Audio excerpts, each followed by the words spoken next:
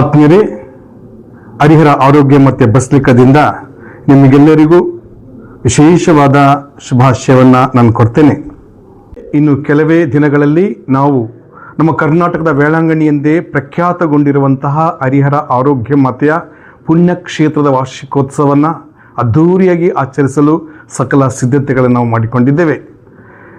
ಈ ಒಂದು ವಾರ್ಷಿಕೋತ್ಸವಕ್ಕೆ ಧ್ವಜಾರೋಹಣವನ್ನು ಇದೇ ತಿಂಗಳು 30ನೇ ತಾರೀಕು ನಮ್ಮ ಶಿವಮೊಗ್ಗ ಧರ್ಮಕ್ಷೇತ್ರದ ಪ್ರೇಷಿತ ಆಡಳಿತಾಧಿಕಾರಿಗಳಾದಂತಹ ಪರಮಪೂಜ್ಯ ಡಾಕ್ಟರ್ ಡುಮಿಂಗ್ ಡಯಾಸ್ ರವರು ನೆರವೇರಿಸಲಿದ್ದಾರೆ.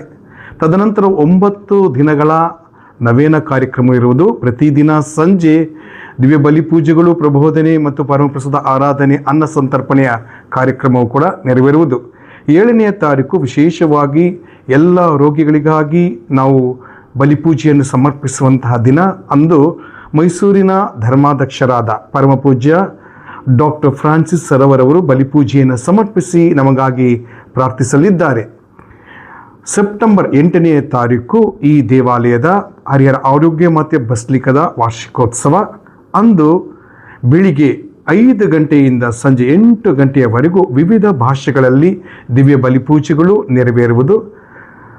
ಬೆಳಿಗ್ಗೆ 11 ಗಂಟೆಗೆ ಸರಿಯಾಗಿ ಹಬ್ಬದ ದಿವ್ಯ ಬಲಿಪೂಜೆ ಇರುವುದು. ಅದನ್ನು ನಮ್ಮ ಪರಮಪೂಜ್ಯ ಡಾಕ್ಟರ್ ಡುಮಿಂಗ್ ಡಯಾಸ್ ಅವರು ನೆರವೇರಿಸಲಿದ್ದಾರೆ.